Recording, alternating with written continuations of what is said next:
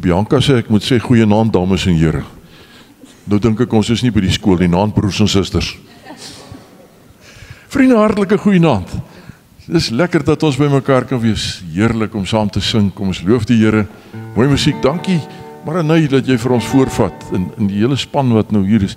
En ek het vanaand in die gebed gesê, Here, dankie dat ons gesond is. Dit gebeur ons nou laat mense griep en sulke goede kry en hier is ons. Kom ons sing saam. Van die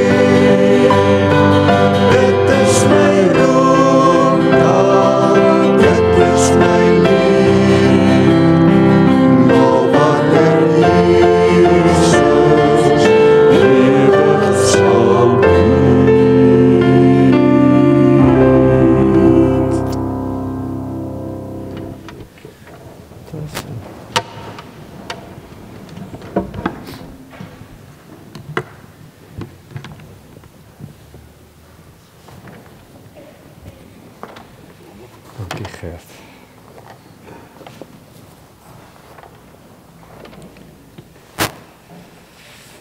Baie dankie Gert. Goeienaand.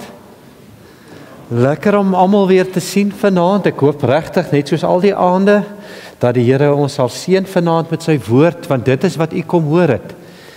U het 'n behoefte en 'n honger aan God se woord in die hart. Dis hoekom u hier is. So ek bid regtig dat die Here ten spyte van wie ek is, tog vanaand sy woord vir u sal gee en u sal voed en dat u sal uitstap en sê, weet jy, dit was werklik vir my die moeite werd. Kyk net die pragtige prentjie wat ek vir u gekies het. Dit is so mooi. Dit sê vir my so iets van ons harte, ons ingesteldheid, dat ons hier is om te leef vanuit God se gees en God se krag en dat ons gereed is om hom te ontvang en sy woord te ontvang. So mag dit vanaand waar wees. As jy sien, daar staan 'n groot dankie geskrywe op die skerm. Ek wil eerstens vir ons Hemelse Vader sê baie dankie dat hy gehelp het met die voorbereiding en dankie dat hy ook met my werk en my besig is om my te verander. Dit gebeur nou nie dadelik nie, so dis nou nie goeie nuus vir u nie. Maar hy is daaraan besig om ook met my te werk en my te verander en vir my te help op my pad van geloofsgroei. So ek is baie dankbaar teenoor die Here. En dan baie dankie vir u wat u is en veral ook daar soveel mense wat inskakel. Ook vir u wat inskakel aanlyn. Baie dankie dat u die moeite doen om die foon aan te skakel en deel te wees van ons saamwees hier in die aande. Soos wat ons altyd sê, God word nie beperk deur geboue of mure nie. Dit is nie sy woonplek hierdie nie. Hy woon in ons harte en in ons lewens, so of jy nou môre by die kantoor is of op jou plaas is, lyk my ek moet doodstil staan. Dan is die Here oral altyd saam met u en by u. Ek wil ook baie dankie sê vir Marinay wat die liedere gekies het voor die tyd. Baie dankie vir Gert wat bedags by Vrederus die dienste vir ons hanteer en help sing in die aande. Antoinette, baie dankie vir jou. Bianca, baie dankie ook vir jou. Stefan en Lucy, baie dankie. Agatha, daar sy. Baie dankie ook vir haar. Dan agter ons klankmanne en ons PowerPoint manne, baie dankie vir Efraim en Naitu en Dean. En dan ons dames wat sorg vir die sop en die brood na die tyd, baie dankie ook vir julle. So nou is al die dankies afgehandel. So ek dink nie daar's iemand wat ek uitgelaat het nie. So ek kan ons iets anders, ek gaan 'n ander plan maak. Kan ek nie een van die mikrofone vat nie? Ek gaan nou nie heel aand, gaan ons nou nie lus wees vir dit nie.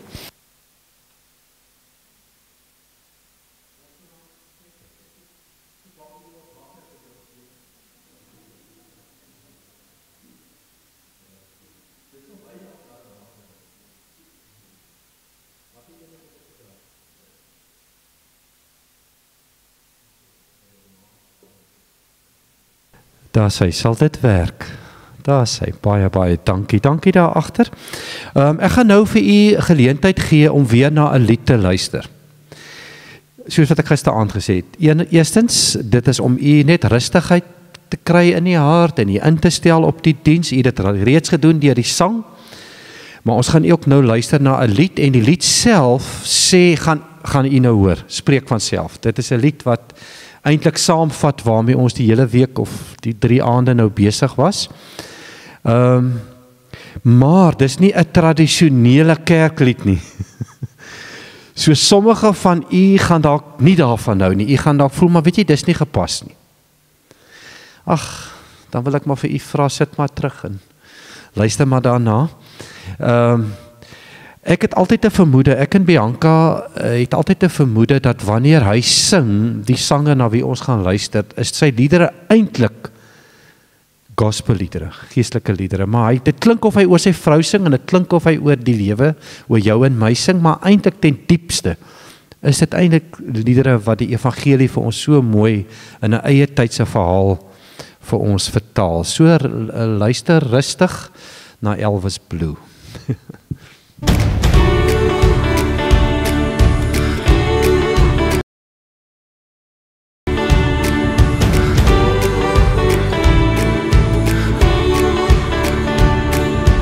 Ek dink weer terug toe ek jou ontmoet het.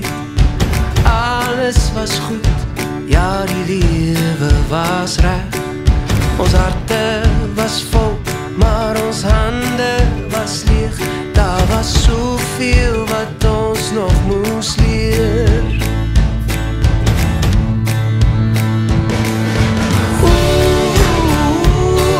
Ja, die hemel was oop, al die deure was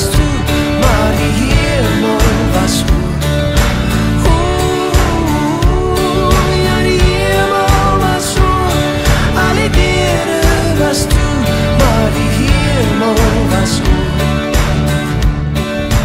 Ek kyk vandag in my kinders se oë, elke liewe asem 'n geskenk van bo.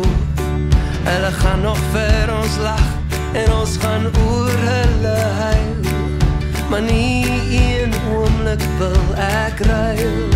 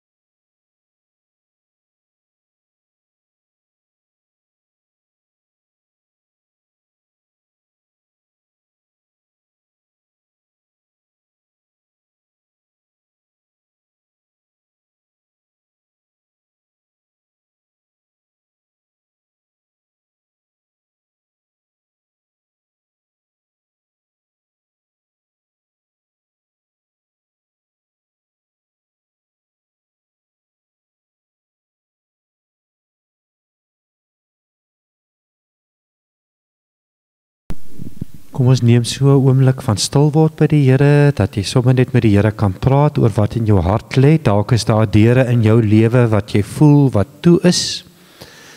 Dan is die boodskap van Pinkster om te sê die hemel is oop, al is die deure toe. Kom ons bid saam, oomblik van stil gebed.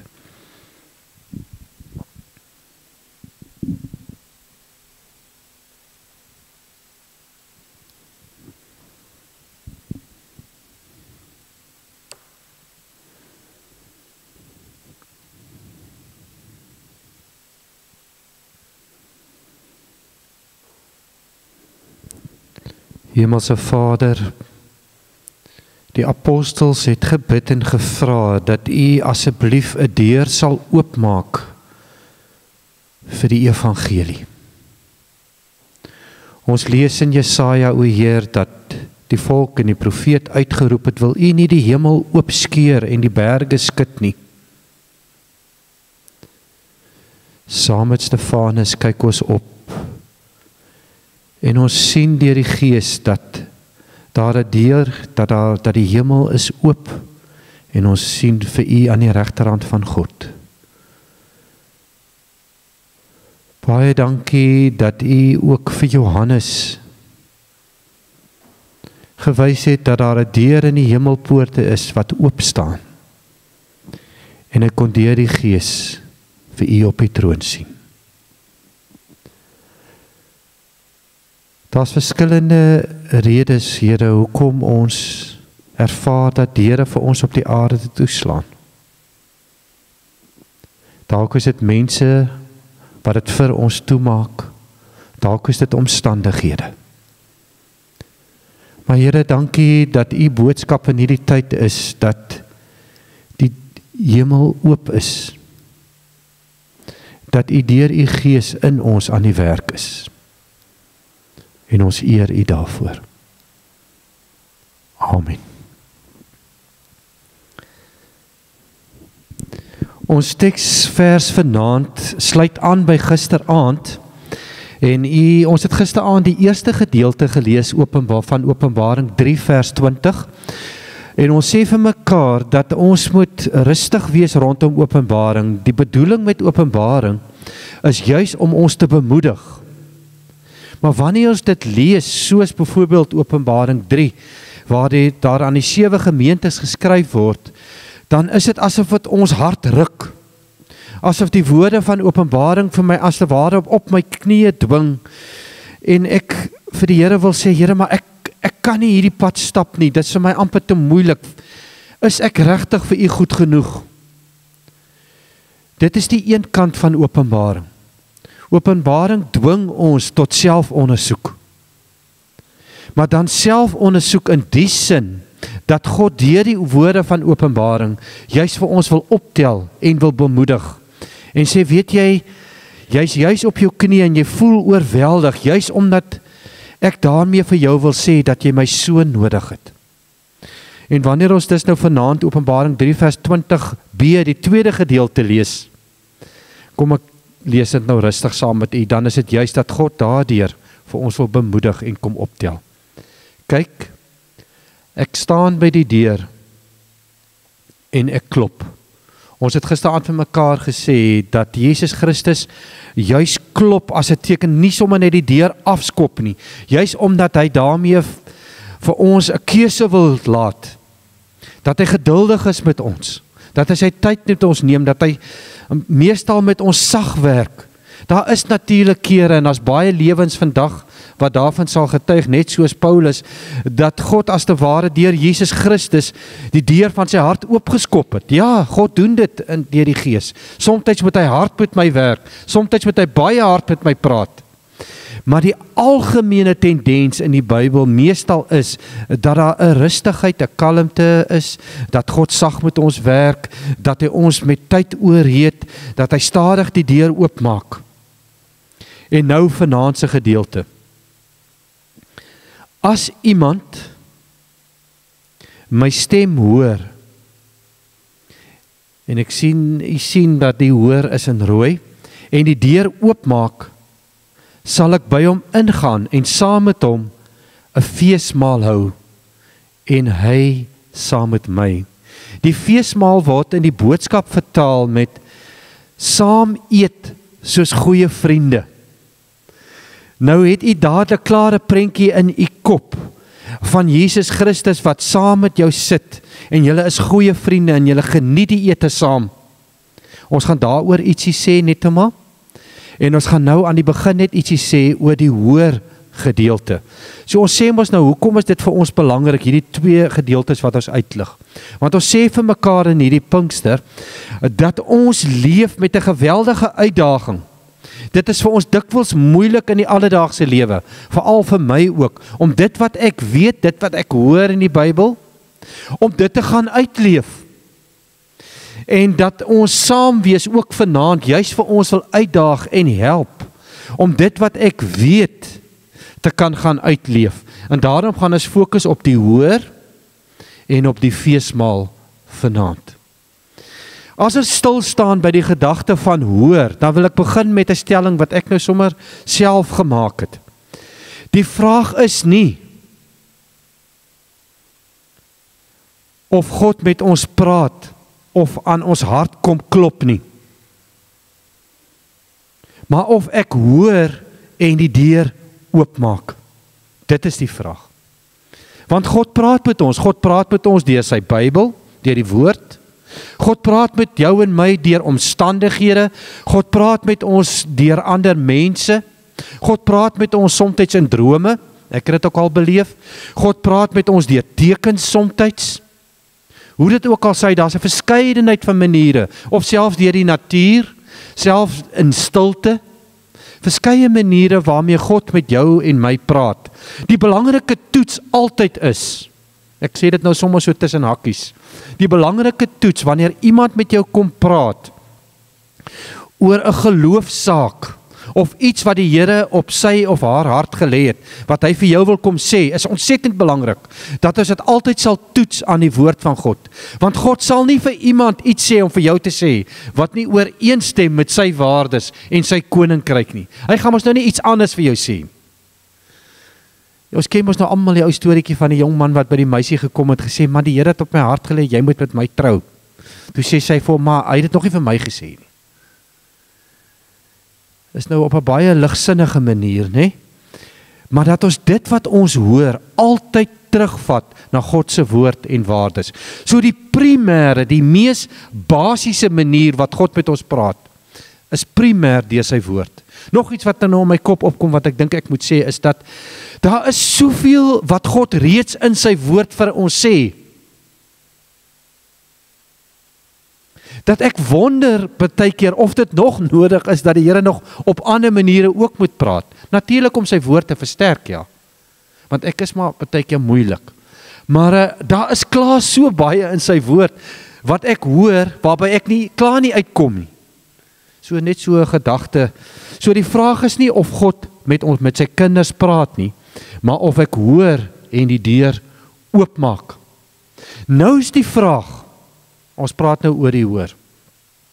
'n belangrike vraag vir my was, as ons dan nou weet dat God wel met sy kinders praat en dit vandag nog steeds doen.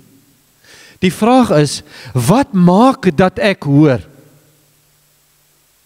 Hoekom sal baie mense God se woord lees en hoor, wat daar staan, eintlik moet ons sê luister, maar ek gebruik nou die woord hoor omdat dit nou in die teks staan.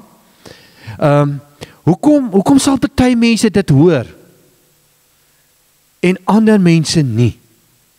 Ons kan dit verskriklik ingewikkeld maak. Ons kan dit ver gaan, ons kan die net baie wyd gooi oor baie redes. Maar kom ons hou dit eenvoudig. My ooreenkoms met u is in hierdie Pinkster dat ons gaan ons hou by die woord van God. Nou 'n mens kan baie tekste gaan kies uit die Bybel oor hoekom mense sukkel om te hoor of hoekom mense wel hoor, maar ek het 'n baie interessante een gekry. In 1 Konings 3 vanaf vers 5 tot 7 lees ons van die jong Salomo wat gaan offer het. En terwyl toe hy nou daar geoffer het, het God aan hom verskyn en God het met hom gepraat. Daar in Gibeon het die Here in die nag in 'n droom aan Salomo verskyn en hom gevra. Ja, in 'n droom. Goed, so God kan met ons praat deur drome. Ek dink nou Bianca moet ek dit gou vinnig vertel van die slange. Nee, my vrou sê nie. Ek het 'n droom oor slange gehad en hoe dit toe waar geword het. Toe sê Salomo, en vir hom gevra, wat wil jy hê? Sê God vir Salomo, wat wil jy hê moet ek vir jou gee? Wat 'n vraag. Dit sê vir ons onmiddellik iets oor wie God is. Dat ons 'n God aanbid wat ons harte ken. 'n God wat vir ons goed wil wees. Is dit nou, ek weet nie of die kinders sal weet waarvan, jong mense sal weet waarvan ek nou gaan praat nie, is dit 'n blanko check? Daardie vraag. Met ander woorde, kan ek nou enigiets vir God vra? Kom ons kyk wat gebeur. Toe sê Salomo, u het groot trou aan my vader bewys. Ons het gisteraand daarna verwys. Om te sê dat Salomo se prentjie in sy kop van God was, dat God is getrou.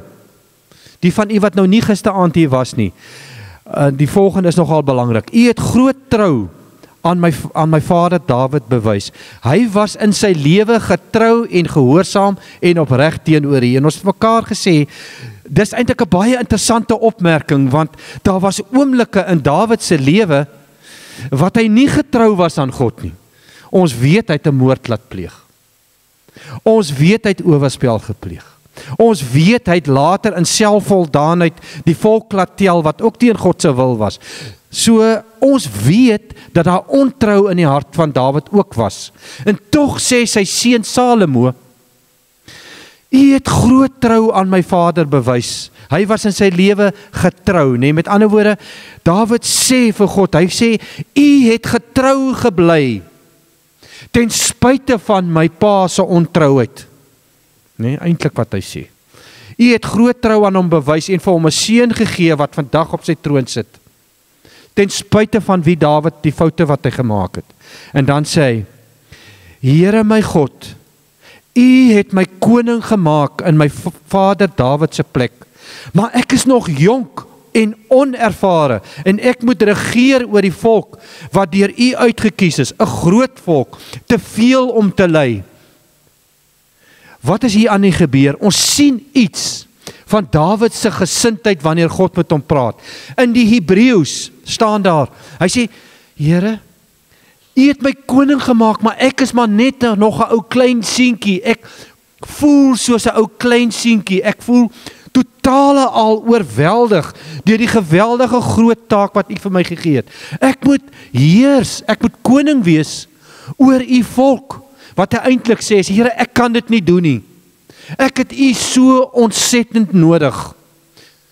Begin U die prentjie kry van hoekom hy God se stem gehoor het in sy lewe, hoekom hy geluister het. Dan sê hy en dit is amper net die een punt wat ek oor die hele teks wil maak. In vers 9, hy sê, gee my die gehoorsaamheid aan U, dat ek U volk sal regeer, en in alles insig sal hê, want wie kan uit homself hierdie groot volk van U regeer?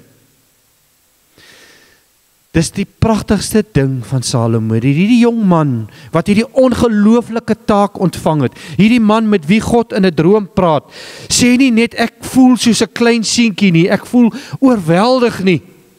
Dan sê hy die volgende belangrike ding, hy sê, God, my Vader, U wat getrou is, ten spyte van ons swakhede, ten spyte van ons tekortkominge, U wat gesê het, ek gaan vir Dawid 'n nageslag gee, U het dit gedoen, hy sê, gee vir my. Lees U wat daar staan. As ek nou iets vanaand vir die Here vir myself kan vra en vir my gesin, ek sê heeltyd, ons moet hierdie goed grond toe vat. Jy moet hier sit en sê, hoe raak dit my? As God vir my kom vra, wat kan ek vir jou gee? Wat sal ek vir die Here vra? Hy sê, gee vir my 'n luisterhart.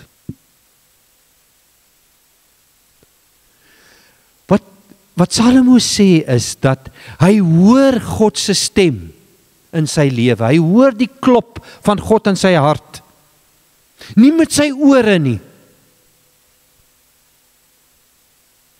maar met die binnekant van sy gees, sy siel, sy diepste menswees. Hier binne in hom 'n luisterhart, 'n hart wat gehoorsaam is. Die Here het goed gevind. Sien U vir God glimlag. Hier is 'n jong man wat enigiets in my kan vra. En hy vra 'n luisterhart. Hy vra dat hy van binne af sal nuut word. Begin dit nou vir U bekend klink na die vorige aande? Dat God ons van binnekant af wil verander, dat wat aan die binnekant van ons lewens gebeur, vir hom belangrik was. Laodicea, nie die pragtige mure, die gimnasiums, die poorte, die stad wat julle herbou het, is vir my belangrik nie. Die maandag aand, nee? God het vir hulle gesê, dis nie vir my belangrik nie. Ek gaan, kom koop by my oogsalf, dat julle nie kan kyk, dat julle nie kan kyk. Dat jy kan kyk na die lewe soos ek na die lewe kyk. En hier's 'n jong man op die punt om roem te verwerf, mag en krag en invloed en geld en alles wat daarmee saamgaan. Gee vir my hier aan die binnekant 'n luisterhart en dan glimlag God. Omdat dit jou versoek is. Ons het gisteraand gepraat van 'n gebed van hoop, nê. Wat ons onderskei het van 'n gebed van klein geloof. 'n Gebed van klein geloof het ons gisteraand vir mekaar gesê, dis daardie lysie goed waaroor ek kontrole wil hê in my lewe. Dis daardie lysie goed van alles wat net moet regloop. Nee, hy vra, Here, 'n luisterhart. Hy sê, ek gooi my lewe vir U oop. Wat U wil is, laat dit my wil word. Ek vertrou U vir die pad vorentoe. Ek is totaal oorweldig, maar Here, as U my aan die hart vat, sal ek dit kan doen. Gee vir my 'n luisterhart. Omdat dit jou versoek is, en jy nie vir 'n lang lewe, of rykdom, of die dood van jou vyande gevra het nie, die gebed van klein geloof, maar insig in wat reg is, sal ek aan jou versoek voldoen. Ek gee aan jou wysheid. 'n Luisterhart is 'n wyse hart, en 'n wyse hart is 'n luisterhart. Here, ek wil leef met wysheid. Ek wil leef met 'n luisterhart. Maak dit vir jou sin sover? 'n Luisterhart. Nou is die vraag, 'n luisterhart help my om God te hoor, met ander woorde, om sy geklop te hoor, met ander woorde, ek is ingestel op God, ek wil hom gehoorsaam wees. Nou is die vraag, hoekom sal ek die deur oopmaak? Hoekom maak mense die deur vir Jesus Christus in hulle lewe oop? U sien die prentjie klaar. U sien 'n herder, maar hy stap voor sy skape. In Johannes 10, vers 3, 4 en 11, ek het sulke stukkies uitgehaal. Jy kan die hele gedeelte gaan lees. Onthou nou, ons sê vir mekaar in die Pinkster, hierdie is nie 'n preek nie. Ons gee tekste, en ek gaan huis toe, en ek gaan lees dit weer, ek gaan dink daaroor, ek praat met God daaroor, en hoor wat die Here vir jou sê, in Johannes 10 vers 3, 4 en 11, die skape luister na die herder se stem, hy roep sy skape op hulle name, met ander woorde, daar's 'n persoonlike verbintenis tussen God en jou, hy kom klop aan my deur, want hy wil my hê, hy stel in my belang, ek is vir hom belangrik, ek is nie net nog iemand nie. Hy roep sy skape op hulle name en lei hulle uit. Die skape, baie interessant, die skape volg hom omdat hulle sy stem ken. Ek is die goeie herder. Die goeie herder lê sy lewe af vir sy skape. Met ander woorde, hoekom sal ek die deur oopmaak? Ek maak die deur oop omdat ek besef aan die ander kant, die persoon wat klop, God, Jesus Christus aan die ander kant. Ek is veilig by hom. Hy, in hierdie land met sy baie wêreld, met sy baie wolwe, sê die teks ook vir ons, sal die hierling niks doen aan die wolwe nie, maar die goeie herder sal uitgaan en sy skape red van die wolwe. Met ander woorde, ek weet, hier die Jesus Christus wil die beste vir my hê. Ek is veilig by hom en ek wil by hom wees. Daar's iets in my, kan ek dit nou maar so sê, in my skaaphart wat soekend is na God. Ons het gisteraand vir mekaar gesê, daar's 'n stuk geestelike honger, sê Jesus Christus. Ons is so geskape dat ek sal nie rus vind in my lewe totdat ek by my goeie herder is nie. Ons wil by hom wees. Daarom gaan ek die deur oopmaak en hom innooi.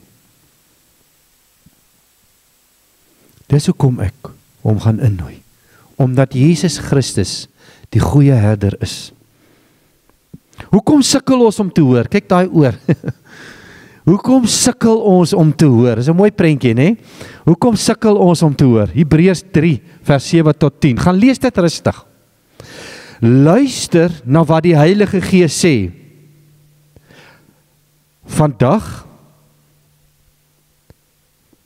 as julle God met julle hoor praat, moet julle nie ignoreer wat hy sê nie. Vandag as julle God met julle hoor praat, moet julle nie ignoreer wat hy sê nie. Wat staan daar so? Hy sê, sien jy, daar staan die woordjie vandag, en ek het tussen hakies gesit kairos, ons het gisteraand vir mekaar gesê, die oomblik wanneer ek in God se teenwoordigheid is, die oomblik wanneer ek en God met mekaar 'n pad begin stap, leef ek in die kairos tyd, dan is ek nie meer in Kronos nie. Wat is die Kronos tyd? Dit is die horlosie tyd, dit is die Griekse God wat kindertjies gevang en opgeëet het. Dit was die God van tyd gewees. Dit was werklik so, hulle het so daaroor, dit was hulle gedink het oor tyd. So, ons behoort aan God.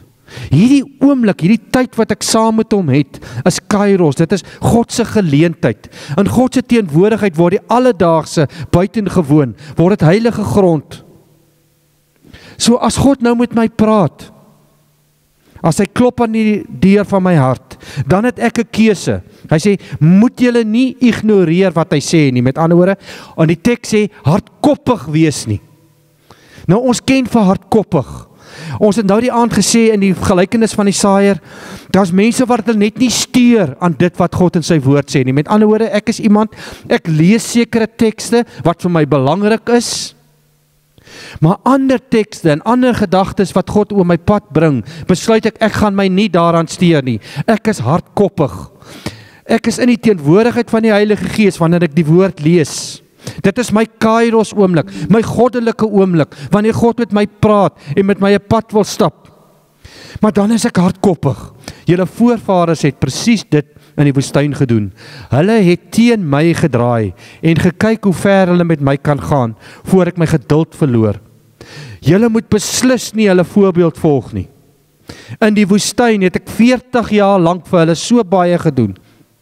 En hulle het dit geweet. Met ander woorde, nee, wat staan daar in die rooi? Hulle het geweet dat God met hulle 'n pad stap. Hulle het geweet dat God vir hulle net die beste wil hê. Nogtans, hardkoppig, nie gesteer nie, het hulle my geduld tot die uiterste op die proef gestel. Uiteindelik het my geduld opgeraak, nie? Dis harde woorde, hoor. En ek het gesê, hulle wil nie regtig by my wees nie, maar is heeltyd op soek na iets anders. 'n Hardkoppige mens, in terme van God se woord, as hy met ons praat, is iemand wat iets anders soek. Hy sê, nee wat, ek gaan my nie oorgee aan hierdie God nie, ek gaan nie die deur oopmaak vir hom nie. Dalk was God al lankal besig met jou.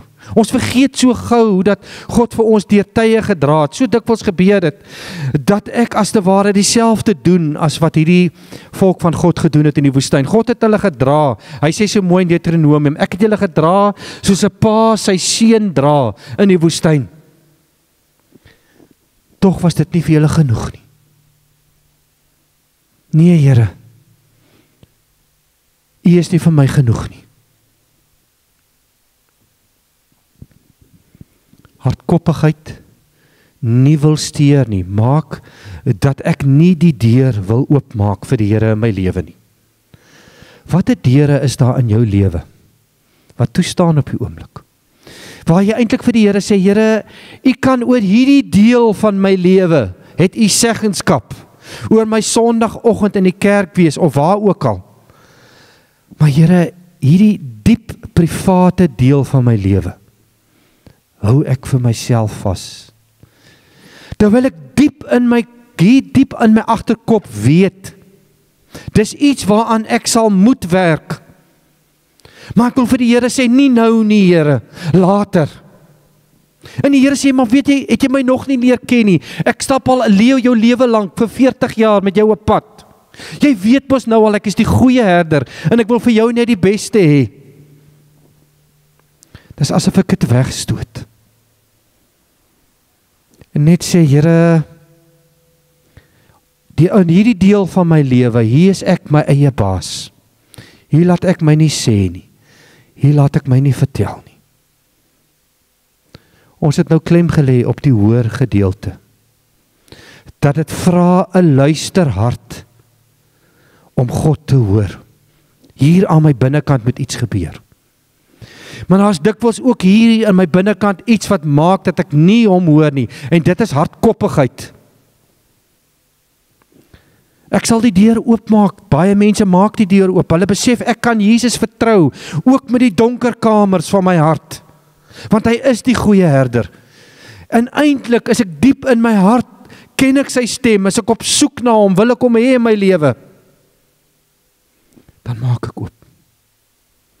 En dan kry ons 'n interessante, kan ons dit maar sê, 'n gevolg van 'n luisterhart. 'n Luisterhart geniet 'n feesmaal. Nou die boodskap het ek reeds vir u gesê, vertaal dit met 'n ete soos met goeie vriende. Ek probeer regtig om nie dit te sê wat ons verwag altyd in hierdie Pinkster nie. Hoe sou ons die feesmaal beskryf? Die eerste belangrike gedagte is om te sê, ek is nie 'n oeps nie. Om in Jesus se teenwoordigheid te wees, om aan tafel by hom te sit, om sy goeie vriend, hom as 'n goeie vriend te hê, is om te besef, ek is nie 'n oeps nie. Daar's 'n mooi gebruik blykbaar in die Joodse literatuur, lees ek raak, wat sê dat, hulle sê dit so mooi, dit so spreek, hulle sê, die engel, daar's 'n engel wat uitroep, pas op, hier kom iemand aan, hy is geskape na die beeld van God. Pas op, hier kom iemand aan, hy is geskape na die beeld van God. Ek is nie 'n oeps nie. Ek is nie 'n oeps nie. In Psalm 139, nou besef ek hoekom ek so sukkel om te sien, ek het nie my bril opgesit nie. Waar is my bril? Dankie. Hy lê nou ergens.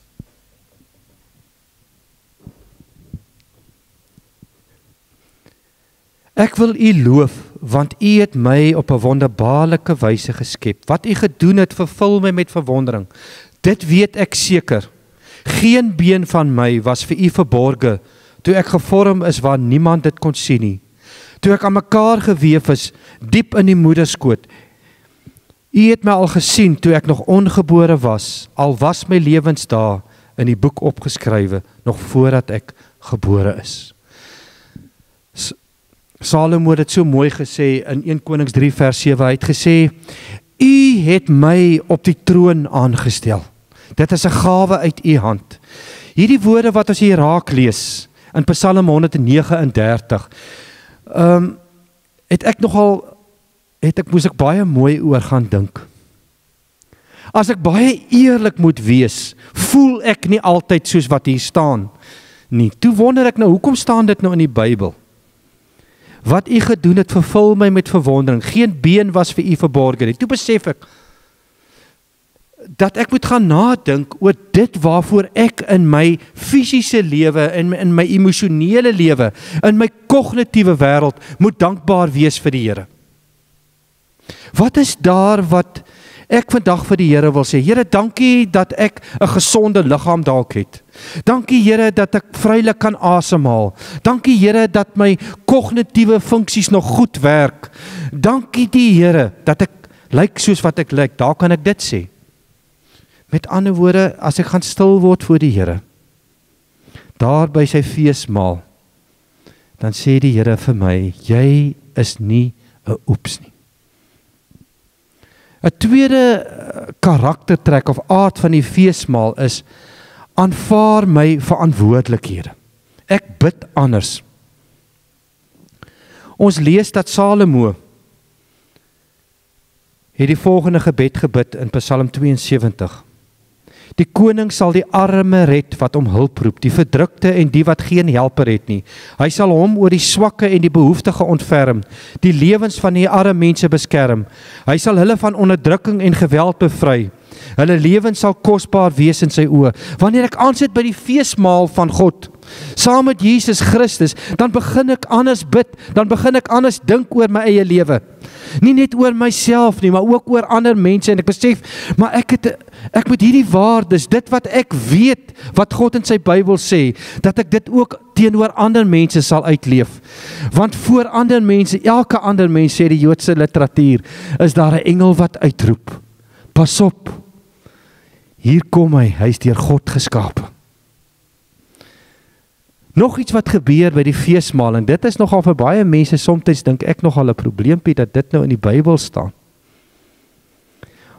As ons aansit saam met Jesus by die feesmaal, dan leef ons met vreugde.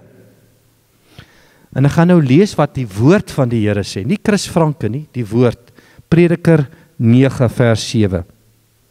Eet jou brood met vreugde, drink jou wyn met 'n bly gemoed. God het lankal goedgekeur wat jy doen. Dra altyd wit klere, versorg jou hare met olie, geniet die lewe met die vrou wat jy liefhet. Die kenmerk van 'n feestelike lewe saam met Jesus Christus is om die lewe te geniet, om met vreugde te leef. Nou, ek het hierdie vir u bygesit, daar was by die Egiptenare 'n interessante gebruik gewees, dat wanneer hulle jong manne en jong meisies oplei vir die lewe wat vir hulle voorlê, het hulle, amper wil ek sê, dis seker soos 'n belydensklas omtrent, het hulle nou hierdie kinders gevat, jong mense gevat, dan het hulle letterlik 'n lijk in 'n kus gebring, dan het hulle die lijk met die kus met die lijk in oopgemaak, en vir hulle die volgende gesê, kyk hierna, eet, drink, en wees vrolik, wanneer jy dood is, lyk jy so. Om met vreugde te kan leef, om voluit te kan leef. En 'n laaste ding wat nou nogal vir my baie interessante invalshoek is, om na te dink oor die feesmaal, gaan nie net daaroor om te sê, ek is nie 'n oeps nie, ek het bid vir ander, ek verander self, ek begin dink, hoe kan ek vir ander mense iets beteken nie? Ek leef met vreugde. 'n Baie interessante ene is dat ons leef, iemand wat aan die feesmaal van Jesus Christus sit, wat hy nou beloof daar, as hy inkom in my lewe, is ek leef met hoop. Nou die sielkundige Erikson het dit nogal vir my baie mooi verduidelik. Hy sê, daar's sekere konflikte in 'n mens se lewe. En as jy in daardie konflik reg kies, dan maak dit nuwe lewenswaardes in jou lewe los. Hy sê so in ons middeljare, ek weet nou nie wie's nou in hulle middeljare nie, is daar die konflik tussen mentorskap en stagnasie. Hy sê, daar's by mense in hulle middeljare, hulle moet kies, gaan ek iemand wees wat ander mense ondersteun, wat ander mense gaan bemoedig, of gaan ek iemand wees wat gaan stagneer in my lewe, wat net vir myself leef, niks uitreik na ander mense, nie omgee vir ander mense nie. En hy sê, die waarde, as jy kies vir mentorskap, met ander woorde, om ander te ondersteun en te bemoedig en die pad saam met hulle te stap, bo stagnasie, ontwikkel jy die waarde van sorg en omgee, wat lei tot groter volwassenheid in jou lewe. 'n tweede konflik, en daar is klaar, hy het 8 genoem, maar ek gaan net hierdie noem.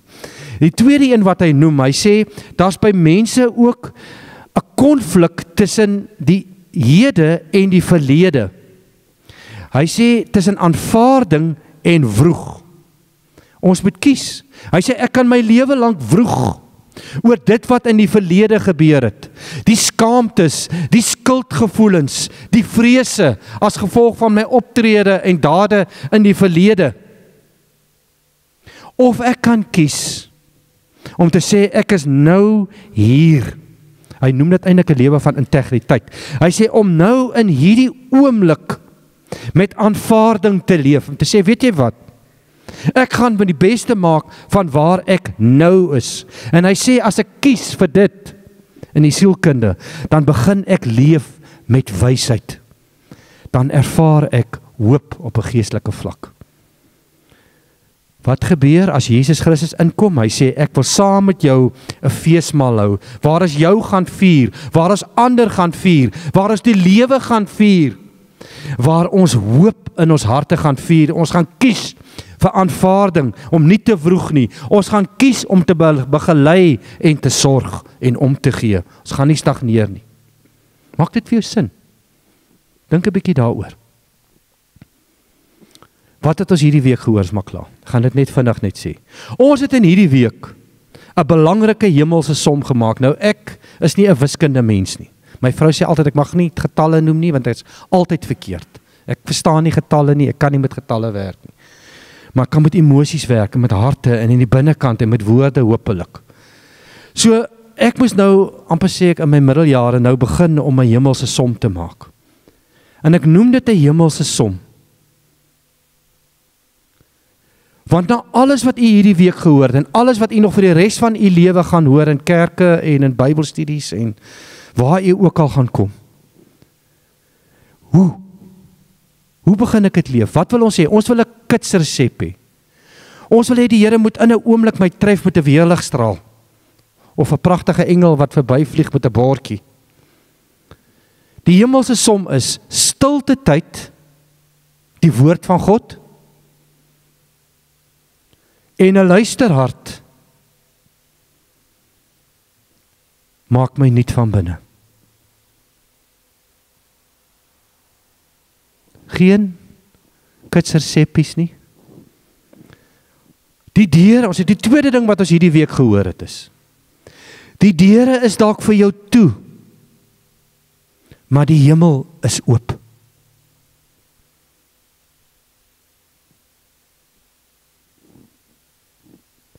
Ons is, wie is ons? Het ons hierdie week gehoor.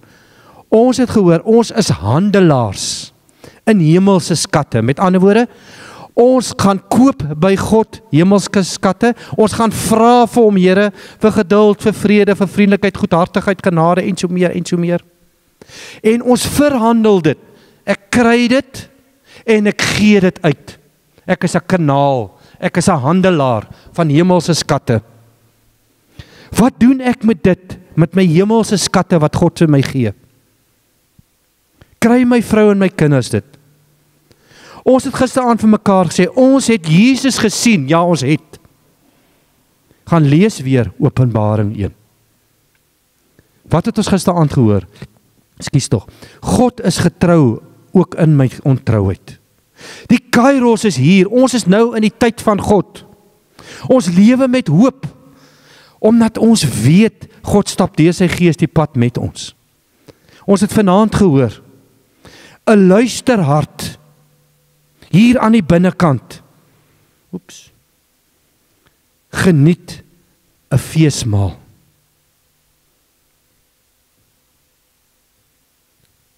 Kom ek vat hier net gou vinnig terug, kyk gou weer daarna.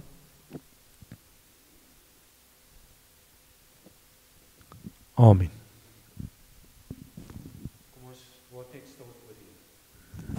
Ons word net stil voor die Here. Here, dankie dat die hemel oop is. Gee vir my 'n luisterhart, o Heer. Amen. Baie dankie Marinay en ons groepie hier voor, ons sluit af.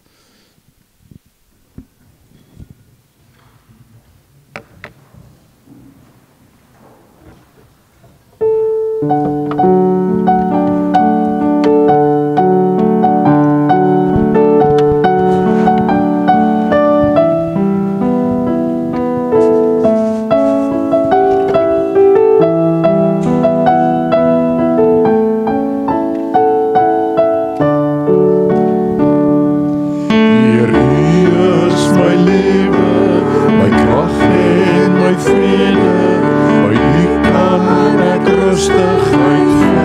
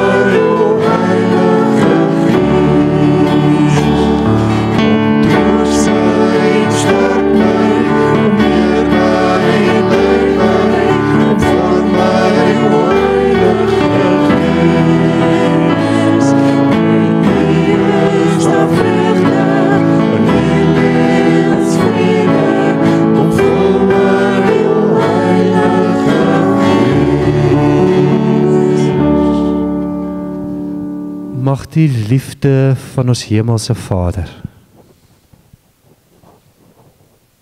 jou hart en jou gedagtes vul. Mag jy weet en dit glo dat jy nie 'n oeps is nie. Mag sy Heilige Gees vir jou elke dag 'n luisterhart gee. En mag jy weet dat die hemel se poort ook se deur oop is, ook vir jou, en dat God deur sy Gees in jou lewe sal werk. Ek bid dit vir u elkeen in die naam van God die Vader, God die Seun en God die Heilige Gees. Amen.